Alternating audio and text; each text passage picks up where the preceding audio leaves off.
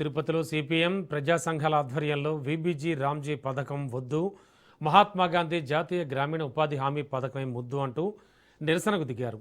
నిధుల కోత ఉపాధి హక్కులకు భంగం కలిగిస్తున్న ఈ చర్యలను వెంటనే ఉపసంహరించుకోవాలని వారు కేంద్ర ప్రభుత్వాన్ని డిమాండ్ చేస్తున్నారు. ఇక ఇదే అంశానికి సంబంధించి మరింత సమాచారం మా ప్రతినిధి నారాయణ రెడ్డి అందిస్తారు. జీవీజీ రామ్జీ పేరు కూడా మారుస్తూ ఆ యొక్క పథకాన్ని కూడా కొత్తగా అమలు చేస్తున్న పరిస్థితి. అయితే ఈ యొక్క పథకం వల్ల కూడా పేరు మార్పుతో పాటు నిధులు కూడా కొంత ఇబ్బందులకు గురయ్యే పరిస్థితి ఉంటుందని చెప్పి రాజకీయ సామాజిక అంశాలను ప్రజా సంఘాలు అదేవిధంగా సిపిఎం పార్టీ కూడా ఆ యొక్క విషయాన్ని తెరపైకి తీసుకొస్తూ ఈరోజు తిరుపతి వేదికగా కూడా నిరసన చేయడం జరిగింది. అయితే ఇదే రోజు కూడా ఆ యొక్క రైల్వే కోడూరు సమీపంలోని ఓబులవారిపల్లిలో కూడా జీవీజీ రామ్జీ పథకాన్ని కూడా రాష్ట్ర ముఖ్యమంత్రి కేంద్ర మంత్రి కూడా ప్రతిష్టాత్మకంగా ప్రారంభిస్తున్న పరిస్థితి.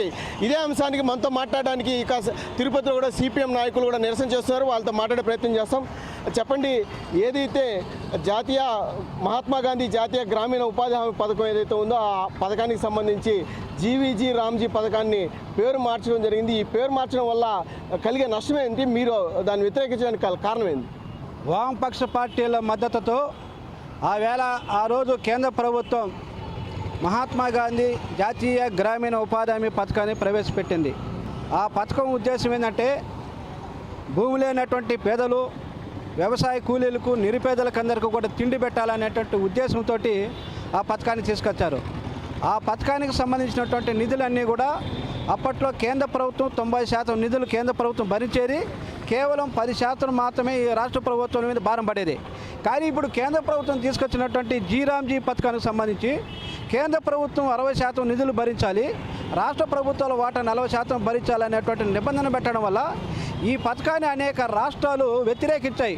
రాష్ట్రం మీద నిధులు కొరత ఉంది, అదేవిధంగా రాష్ట్రాల మీద భారం పడుతుంది కాబట్టి ఈ పథకాన్ని మేము అంగీకరించలేము, వద్దని చెప్పి కొన్ని రాష్ట్రాలు మాత్రం చెప్తున్నప్పటికీ దౌర్భాగ్యం ఏమంటే కూటమి ప్రభుత్వం ఈ వేళ రైల్వే కోడూరు నియోజకవర్గంలో ఈరోజు ఈ పథకాన్ని ఇక్కడ ప్రారంభిస్తూ చాలా గొప్ప పథకం అని చెప్పేటువంటి కేంద్ర మంత్రులు, రాష్ట్ర ముఖ్యమంత్రి వారు వీళ్ళందరూ వచ్చి ఈ పథకాన్ని ప్రారంభిస్తున్నారు.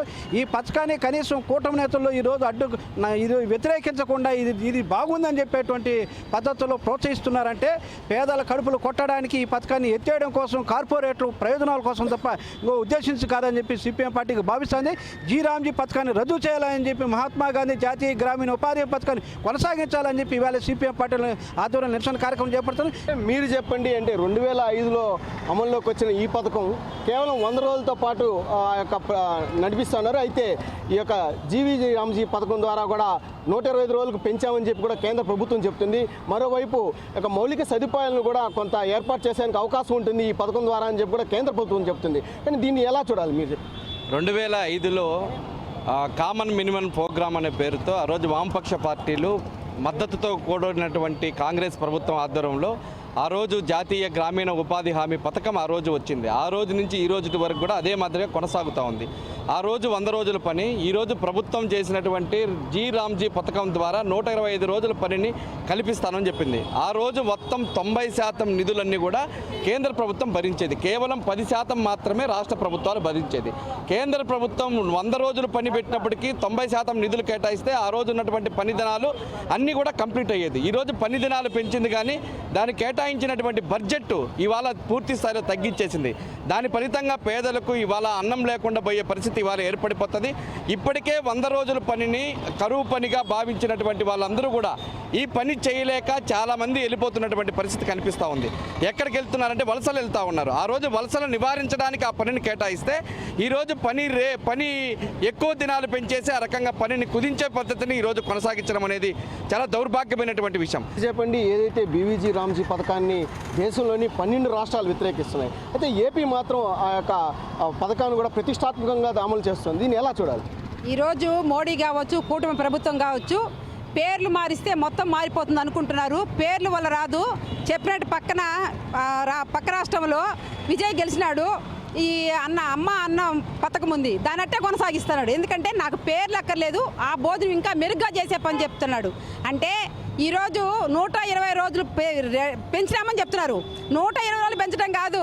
గతంలో ఎట్లా అంటే ఉపాధి పనులంటే పని ఎక్కడ ఉన్నా లేకపోయినా, స్థలం ఉన్నా లేకపోయినా వాళ్ళ భూముల్లో వాళ్ళు చేసుకుంటే కూడా ఈరోజు వాళ్ళకి డబ్బులు కట్టిస్తున్నారు కూలీలు.